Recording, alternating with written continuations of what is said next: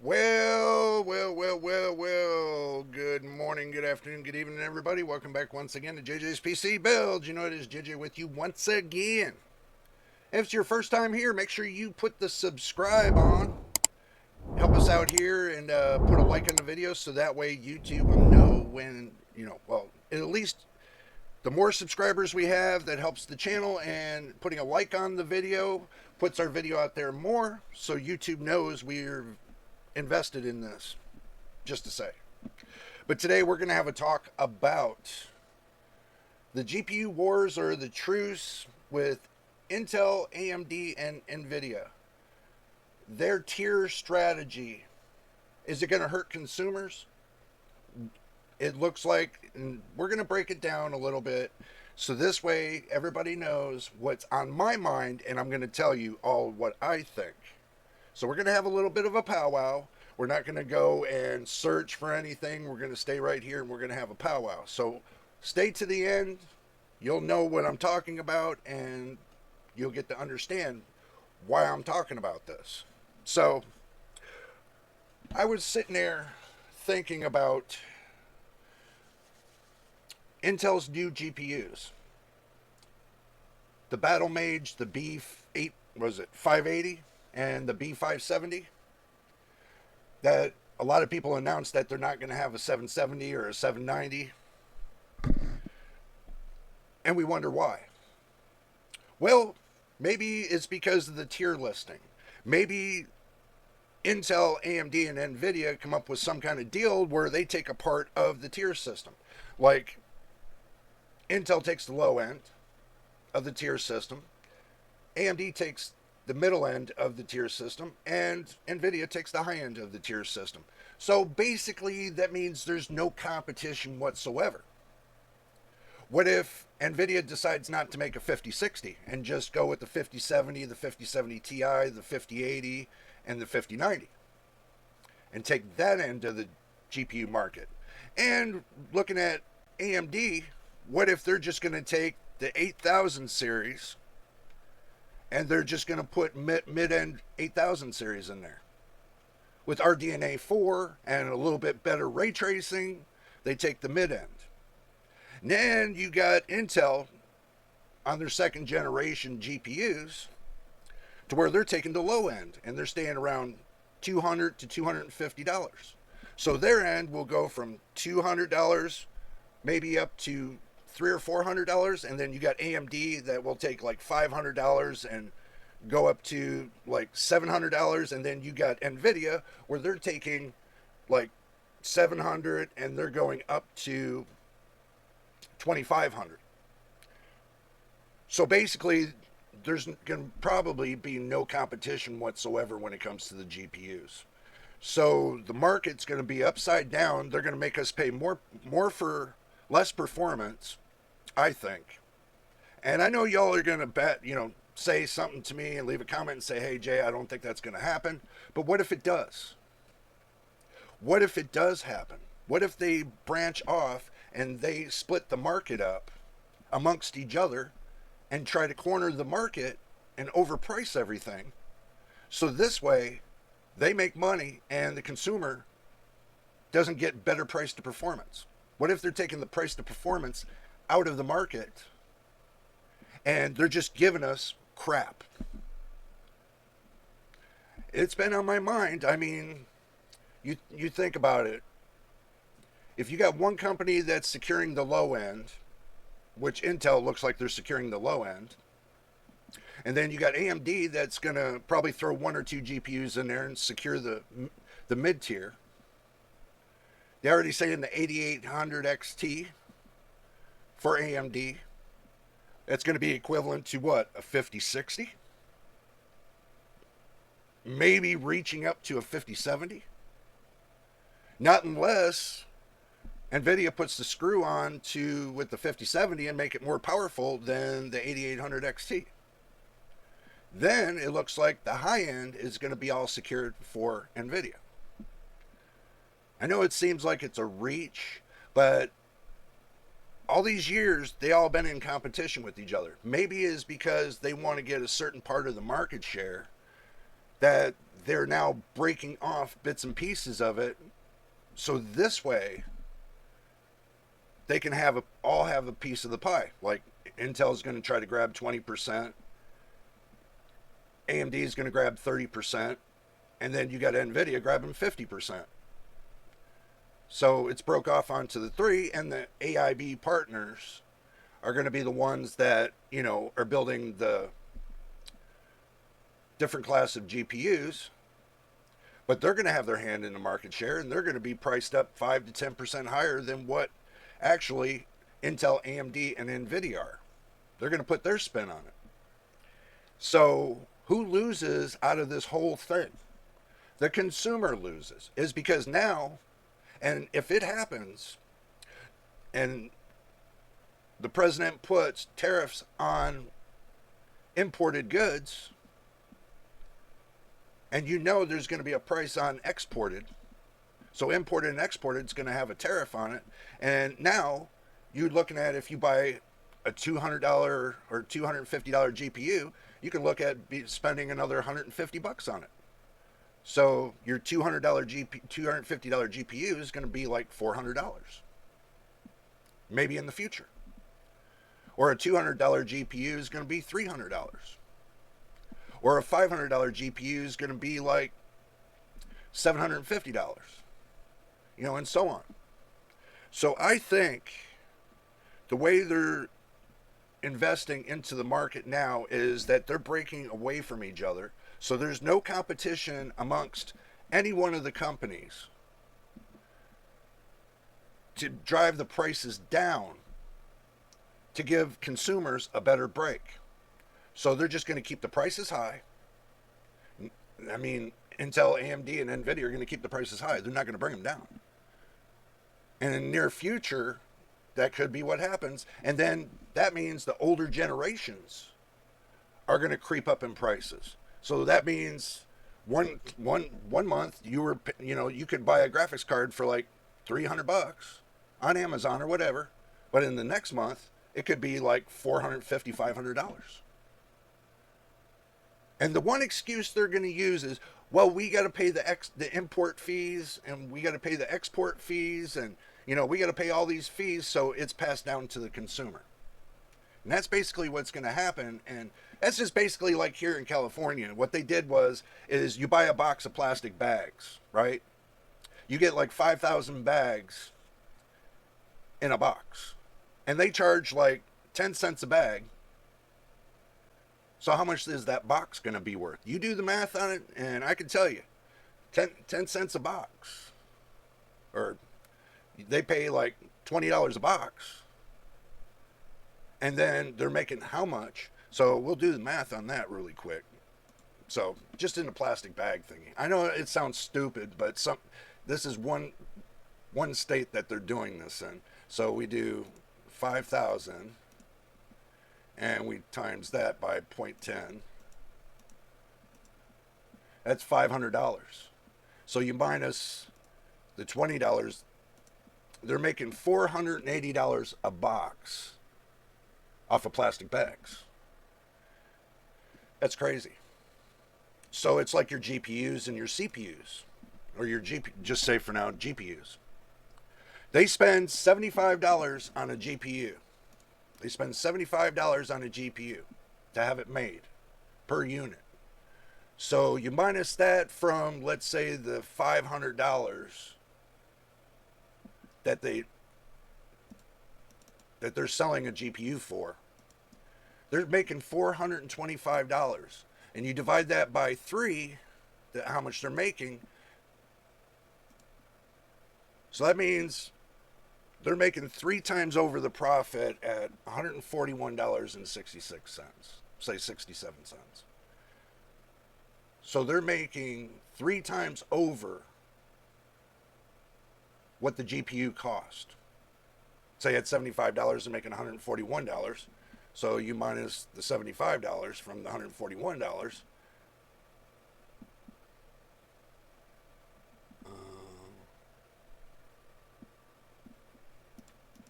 So you do the 141, you minus the 75. So, in actuality, they're making 3 times over. And they're passing that cost on to the consumers. And like I posted on one of those things on YouTube, questionnaires, I think it was Hardware Unboxed. I put on there, I said, my opinion. I said, my opinion. With the way the games, AAA games, new games are being made, the hardware is not keeping up with the game. You can't fully maximize the game because the hardware that's out here now can't even keep up with the game.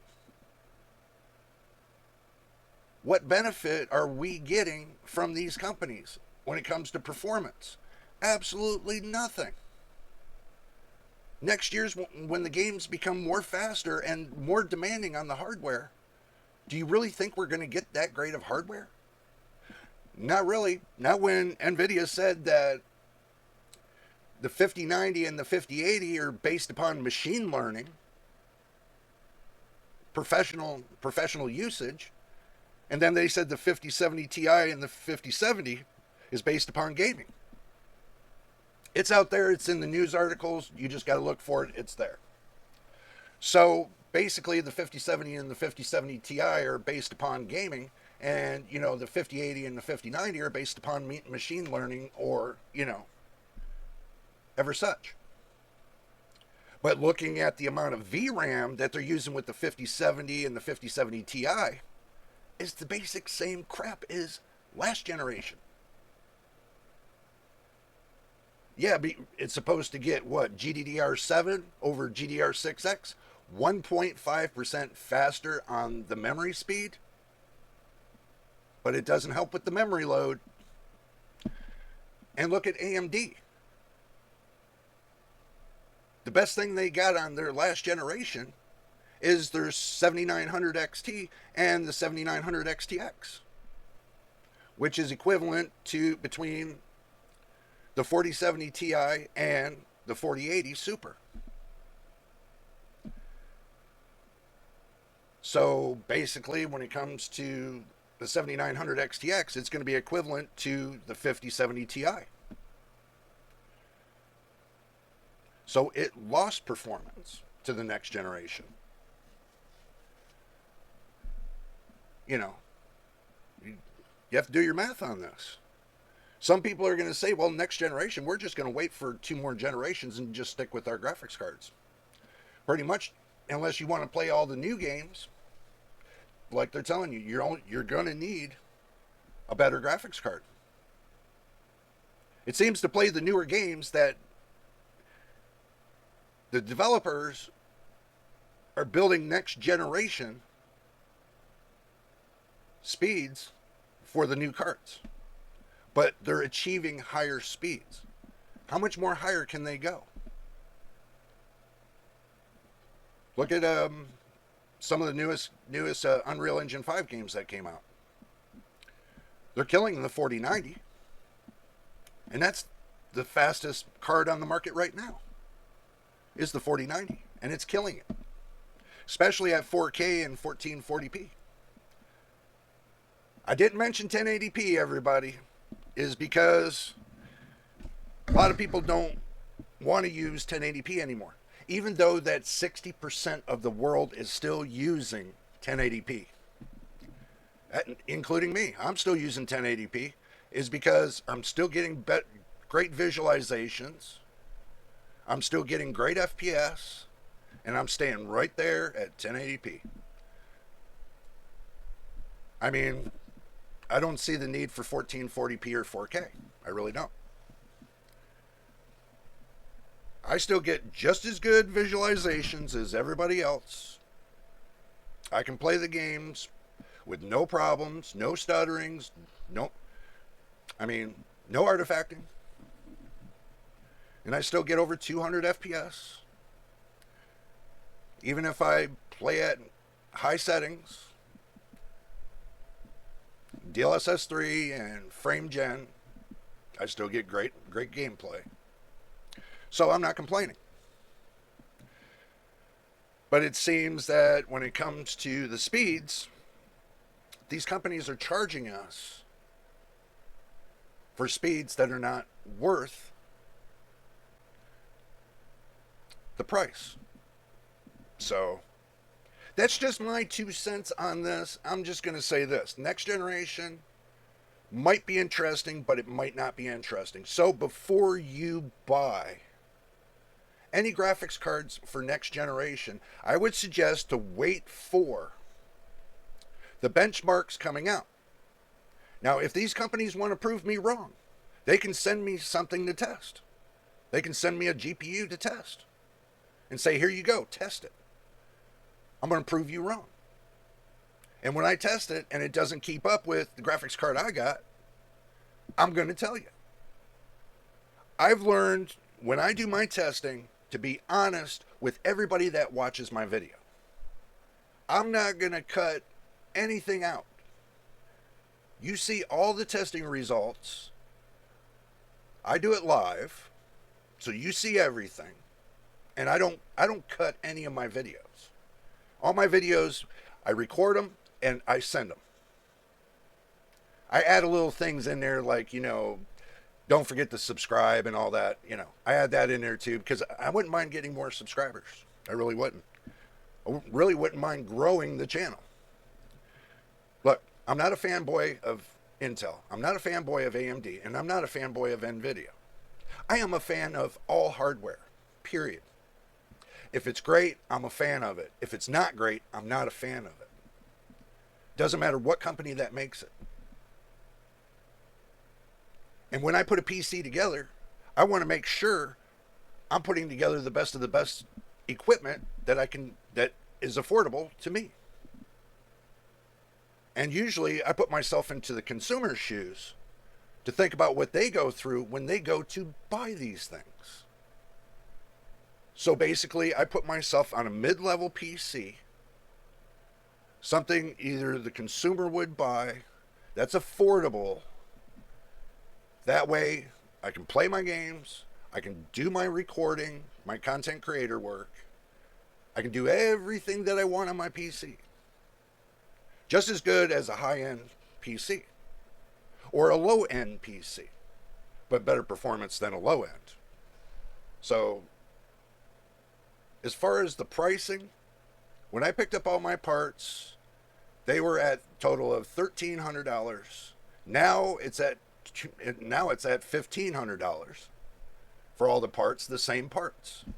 So that tells you the prices are going up. And they're going to go up even more.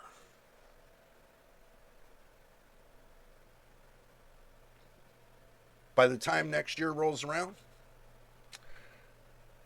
the benefits of buying hardware are going to be slim to none. Unless you buy used parts, which I can tell you, I hear all the horror stories of people buying used and getting ripped off about it. That's the reason why I never recommend to go that route. Unless you do it like on Facebook Marketplace and you go to, let's say, somebody selling a whole PC and you can take an adventure to their house and have a look at the PC, see if it's running and everything else, then you'll know you get a great deal. But if you don't, and they just said, here, you take it as is, that's kind of a red flag to me. Somebody selling something, they should be able to show you it works and how well it works before they sell it to you. So, that's just my opinion. But like on eBay, you don't get that option. You get a 30-day option. You get no warranty whatsoever after that. That's the reason why I don't care for it. Because some of the prices I see they sell on parts on eBay, you can go buy the brand new parts for 3% more and get a warranty.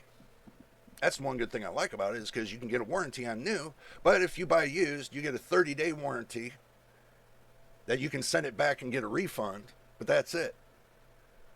Like if you go on Amazon or Newegg, you can take and turn around and get 2-year manufacturer warranty, and you can get a 3-year warranty from those companies if they give a 3-year warranty. I'm not sure about Newegg, but I know Amazon does. They'll give you two types of warranty: your factory warranty, and they'll give you their warranty.